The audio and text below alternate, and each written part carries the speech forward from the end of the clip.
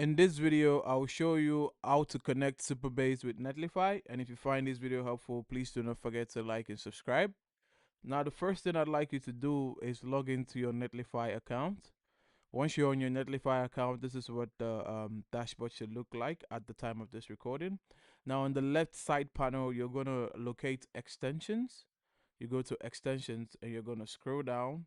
Where it says search extensions, you're going to type Supabase. So once you type Super, it's going to come out with the extension here. It says one extension found. We're going to click on Supabase. It's developed by Netlify, so we don't have any errors with that. We're going to click on install. Now, once this is done installing, you can see it gives some extra information on how to set it up with your project here. Now, what we want to do is we want to come down here to using Supabase client in your site. On your code itself is where you want to paste this code.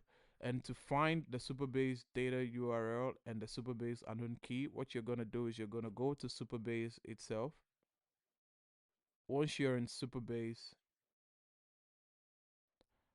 you're going to go to dashboard.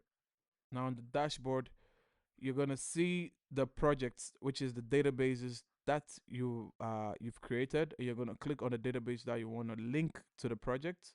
And once you click on the database, you come to the top and you see connect. Now once you click on connect, right here is where you can see the Supabase URL, and this is the Supabase unknown key, which is the same as the publishable key.